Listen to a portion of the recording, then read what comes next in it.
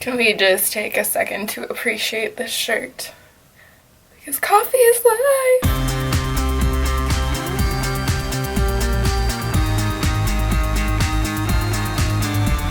Hey guys, welcome back to my channel. So today's video I am re-recording because I didn't like the first version that I did. So anyways, hopefully I got this out in time because I am talking today about the new limited edition Kat Von D holiday palette called the Metal Matte palette. Does that work? I think so. Just because this palette, as you can see, it's probably backwards in the camera, but it says metal one way and then you flip it over and it says matte the other way. So I'm talking about this palette. I got it a couple weeks ago in the mail. I ordered off Sephora online just because I didn't think it was in stores yet, because I'm a makeup addict and I need to get things before anyone else gets them. I don't know, sorry. So I got this off the Sephora website. I think it should be in stores now, but let's jump into the palette. So it's a very large palette. When I got it in the mail, I was like, holy crap. Compared to a shade light palette, let me pull it out. It's probably about 2/3 of the size, I would say. Yeah. So don't get this palette and think you're gonna go traveling with it unless you're traveling for 2 weeks at the same location, because no one wants to be lugging this size of a palette around. But for makeup junkies like myself and others, I do not care about the size since it's just gonna sit where my makeup sits in my collection. So I wasn't too worried about the size, but it's definitely a little scary. I mean, it's half my arm, so when you first see it, you're kind of like, okay, where am I gonna put this? But anyways, this is the palette, this is the packaging. It's got her, I guess, chrome kind of finish to the font like she has on a lot of her other palettes. I don't know, it's a little boring for my taste. It's, you know, the faded gray to black, but she kept it simple. She kept it Kat Von D. The shades are on the back of the palette, and I don't think, are they on the inside? Yeah, they're on the inside too. So outside, and then you've got the inside with the shade names. So let's open the palette. It also has a magnetic closure, so it's pretty strong. I wouldn't say like it's gonna open if I go like this. No, it's pretty strong. This is the palette on the inside. It has a mirror back here, but I'd rather not blind you with it, so I'll keep it in the back. This is the palette. I was really interested in this palette when I first got it, or rather I saw it online, I think. Temptalia posted it and I was like, oh my gosh, what is that? Because I have one of her metal matte shadows. Get it, ouch. It's not closed. I have one of her metal matte shadows right here, and these shadows are like an ultra pigmented eyeshadow. I'm trying to think, they're the Makeup Geek, oh my goodness, I forget the name. The Makeup Geek eyeshadows that are ultra pigmented as well. I don't remember the name. I'll put it somewhere on the screen. Those are like this, but I find the Makeup Geek ones are a little bit more emollient / creamy. So these ones are more of a powdery eyeshadow, and these ones are easier to apply with a brush than the Makeup Geek ones. I find the Makeup Geek ones I need to use my finger. So anyways, I had one of these. I fell in love with the Metal Matte. Sorry. I fell in love with the Metal Crush formula. That's what it's called. It's not called a Metal Matte. This is called a Metal Matte. I fell in love with the Metal Crush formula. And when I saw this palette, I was like, oh, I need that, because you have 2, 4, 6, 8, 9 Metal Crush shades in here.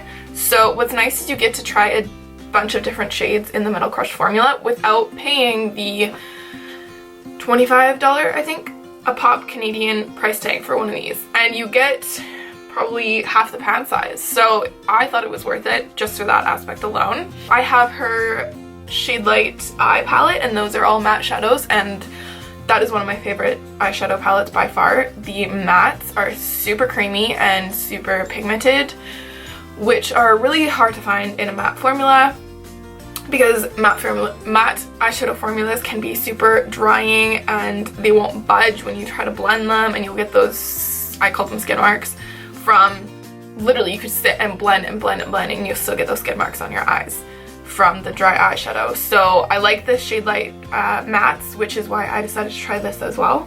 So basically this is a palette. You have the warm tones on this side and it goes to cool tones on this side. You get a good array of colors. My only issue with this palette, color-wise, is that there's no mid-toned brown color. So, for example, when I start my eyeshadow, since I'm basic, I will take a light brown,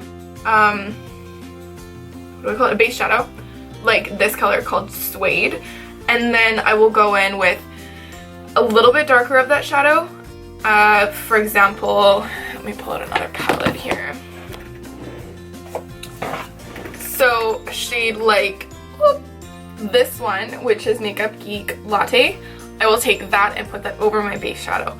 Because it is not as dark, but is also darker than your base shadow, not as dark as this shade, for example. So it's just hard, I find, to build up to a dark shade, because if you were to take this shadow and put the dark brown over top, it wouldn't have as good of a gradient effect, and it wouldn't blend as well as you would hope. You'd really have to spend time working the dark brown, making it a little bit softer on your eye, whereas I find if you take a mid-toned brown color and put that over your base shadow, it makes it a hell of a lot easier to take a darker shadow and put it on your eye.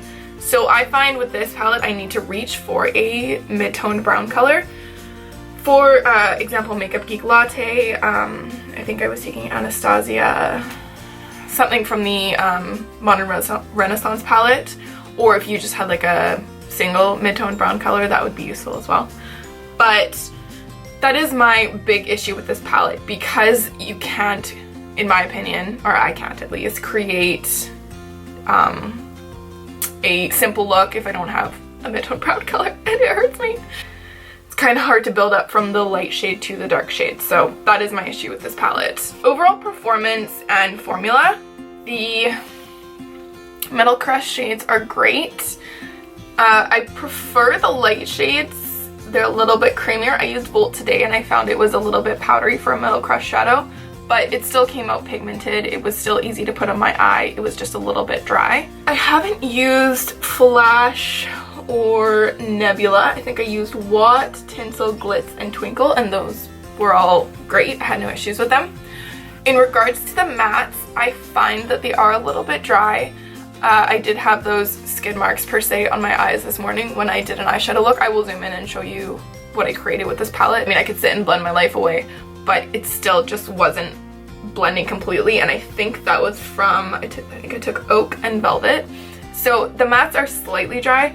They're not that big of an issue. I find that MAC Cosmetics, their mattes are just insanely dry and you have no hope in hell in blending anything together. These ones take a little bit more work, but they are still blendable. I really like how you have two brow bone highlights. Linen is very stark white. That's what I also like about Kat Von D's mattes, is it's so hard to find a really pigmented white matte shadow, and Linen is great for that. But I also like Bone right here. That's a little bit less of an intense white brow bone highlight, so I tend to use Bone a little bit more often. Tinsel right here has a little bit of glitter in it, which is really cool. It's a silver tone shadow. Let me see if I can get it. And then, I don't know if it'll pick up on camera, but it's got slight pieces of glitter in it. Now I have silver in my finger and I don't know what to do. Okay, I'm just gonna wipe it on my leg. Nobody saw that. So overall, for the price point, I think it was around 72 or something Canadian, but you get half the sizes of the Metal Crush shadows, which are usually pricey to begin with, and then you also get a whole bunch of matte shadows. And honestly, for this palette, if you are a makeup collector like me, or you really just want to try a whole bunch of Kat Von D shadows, I would totally recommend this. It's limited edition, so try to get your hands on it while you can. The price point is great for the pen sizes, like I said, and honestly, it's just kind of fun to play with. You have a whole bunch of colorful shadows that you can do a lot of different things with. So it's different than your everyday neutral palette, and if you're into that, then I would say to get your hands on this. Just bring a mid-toned brown transition color, because this palette doesn't have it, so that is my complaint. But anyways, yep, that is my review of this palette, and also I will do a close-up on the eye makeup that I created today with this look.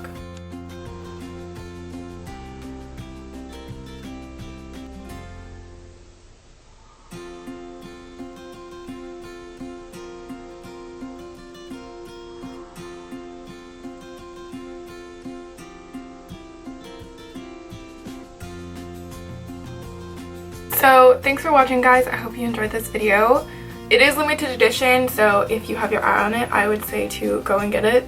Life's too short, right? That is my motto when it comes to makeup, even though that can also hurt me in the end because I spend way too much money. But anyways, I really hope you guys enjoyed this video, and I will talk to you in my next video. Thanks for watching.